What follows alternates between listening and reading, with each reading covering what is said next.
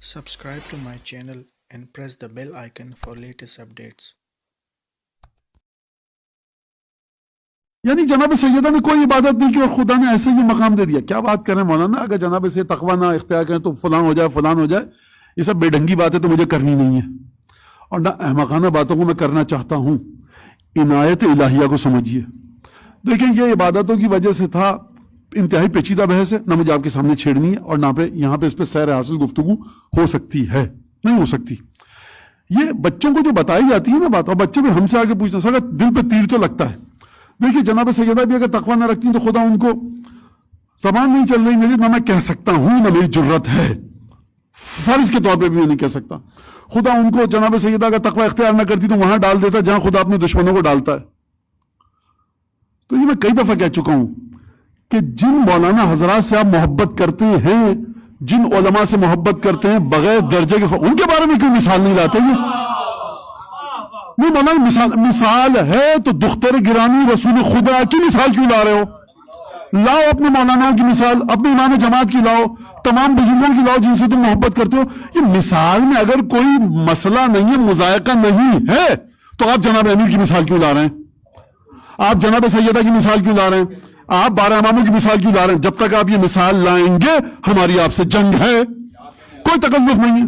لاؤ جا کر, اگر میں کہہ دوں بخدا آپ میں سے بعض کی پیشانیوں پر بل آ جائیں گے, کیونکہ تربیت ہماری ایسی ہو گئی ہے کہ مراجی کے بارے میں آپ نے کہہ دیا, آپ سمجھیے تو صحیح کہ مرجع تقلید خود اپنے آپ کو کہاں پر رکھ رہا ہے. دکان چمکانے کے لیے مراجی کی تعریف کرنا اور ہے, اہل بیت کے مقامات کو واضح کرنے کے لیے گفتگو کرنا اور ہے.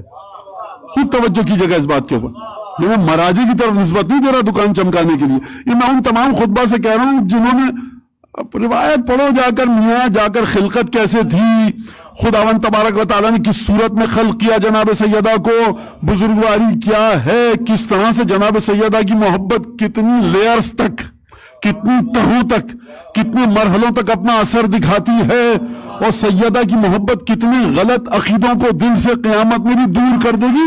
ایک عجیب غلغلہ مچا ہوا ہے سرکار, تہلکہ ہے جناب سیدہ کی مودت اور محبت. 3 دن تک جو مجھ پر صلوات بھیجے گا جناب سیدہ سے حدیث ہے, خداوند تبارک و تعالیٰ اس کو اہل نجات میں سے قرار دے گا.